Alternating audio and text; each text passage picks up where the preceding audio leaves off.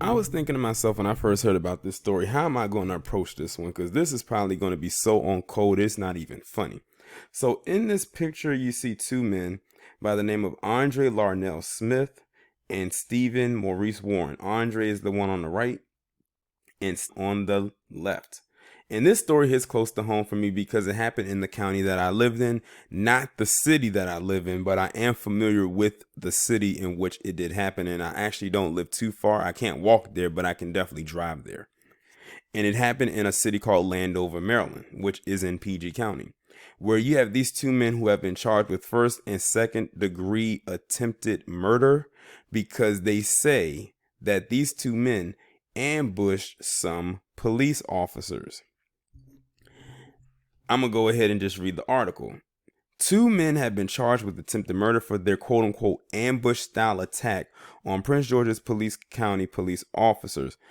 Pay attention to the wording ambush because it seems like every time something happens with the police and black people, especially black men, and black men in a rare occasion may fire back, they will always call it an ambush. Yet, when you have a horde of police officers, or as I call them, terrorists, come after black people, they never call it an ambush style attacking. With Jacob Blake, who I will be talking about on my Friday live stream, they didn't say his was an ambush attack, and that man got shot 7 times. Miraculously, he survived. Shoot, you can say any type of attack. That's George Floyd. That could be sending another one. Oh, perfect one. Breonna Taylor. That was definitely an ambush style attack, but they don't call it that. But they'll call it an ambush when it's us. They don't even call it an ambush when you have those PC boys out there doing the same exact thing. They give them all kinds of cover. So you always have to pay attention to the wording that they use when it comes to us, in a rare occasion, firing back. It says the Prince George's. I hope it was no dead space right there. For some reason, in the middle of me recording that first part you just heard, my mic just stopped working for some odd reason. But anyway, let me see if I can pick up where I left off. I think I was talking about the words that they use when it comes to ambush and stuff like that, how they love to throw that title on to us, and how if it was a PC male or anyone PC getting into it with the police, they won't use that, and they don't even use that when they are ambushing us. They only use it with us. You got to pay attention to the words they use when it comes to how we are dealt with or when we are involved in a situation, because they'll escalate it or they'll embellish those wordings and that vocabulary to make it seem more almost cannibalistic as well as savage and animalistic in nature. So let me see if I can pick right up where I left off.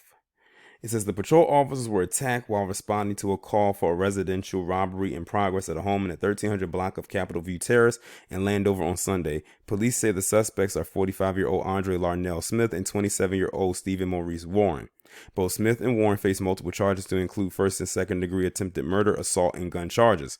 Police say the first arriving officer's dash cam recorded the start of the unprovoked attack. It's amazing how their dash cam footage and body cam footage works when something like this happens, but if it was reversed, oh, it wasn't working, oh, it wasn't on the dash cam, oh, they'll give so many excuses, or they'll manipulate it to fit their narrative. Amazing. The suspects opened fire as soon as that first officer stopped his cruiser. The officer was shot multiple times, but was still able to return fire and make an emergency radio dispatch for help. The suspects got into their car and sped down the street before making a U-turn and headed back toward the officers. According to police, the suspects continued to fire on the officers while trying to flee the area, but crashed into a tree on Capitol View Terrace. Both suspects suffered injuries related to the crash, but neither suspect was shot. They were then taken into custody. One weapon was recovered on the scene. A second was located in the suspect's car. Two of the injured officers are now recovering at home, and one remains hospitalized. Their injuries are not considered life-threatening. The wounded officers included a 15-year-old veteran, an officer with 5 years of service, and one who joined the department 4 years ago. A total of 4 officers discharged their duty weapons on the scene. They are now on routine administrative leave pending the outcome of the investigation. And to let you all know, I did not read the comment section for this video. So far, I only see 12 there. This is not the Yahoo comment section, because if it was Yahoo, there would have been thousands on there. And I can only imagine what they'll say. Oh, see, that's why the army needs to come in. Oh, see, this is why they're thugs. Oh, 13% of the population. Oh, Chicago. Oh, Baltimore. Oh, whatever black area they can find in New York that hasn't been gentrified. Oh, single mothers. Oh, life of crime. Oh, gangster. You know the usual thing. That's why it's so easy to. It's laughable, the stuff that they come up when it comes to this situation right here. But you want to know what's so crazy? They don't specify, or they don't even mention or question why these two decided to open fire. They just say, oh, they did it just to do it. They say they did it just to do it. And then they said they turned around and came back and continued to open fire on 4. So it was 4 versus 2. And not one bullet hit them, but all the other 4 got injured. Either these guys are really good shooters, or those 4 other cops are horrible shooters. It's like, in my opinion, it's a combination of both. And the only injuries they said they sustained was when they crashed their car. Y'all already know what I'm about to say. I feel absolutely nothing for those 4 that were involved. I don't. Now, of course, these 2 right here are definitely going to catch a charge because, by the book, they're going to have to. But this is the establishment we're living in right now.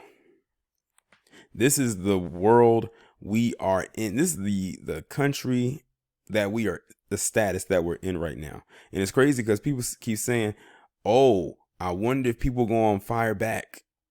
Here you have 2 guys that did it. Now, they might try to keep this one on a local level because they don't want people to get any ideas. They're probably upset that these 2 did not get popped. They're probably upset that they were taken into custody as well. Sort of like how Dylan Roof was. Except I doubt these 2 guys were taken to Burger King or any fast food place of their liking.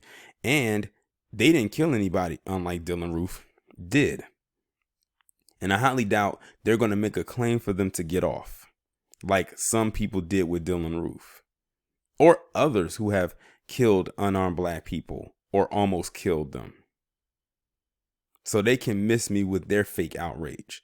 Many of them probably are only upset about this because the shooters happen to be black. And I've talked about this before on my channel and other videos, and how they will display outrage or fake outrage when the shooters are black against another cop. And it doesn't even matter what color the cop is. It's just the fact that they're wearing a uniform, but they really like to throw on the fact that if they're black, then they can say, oh, was this black on black crime? Oh, the other one they like to ask for, where's BLM? I don't know, where are they? They're probably at some kind of rainbow rod riding parade. I don't know, because if you look at their website, that's who they're catering to.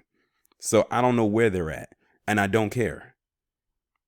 In my opinion, they add more problems than actually finding solutions. They have an agenda.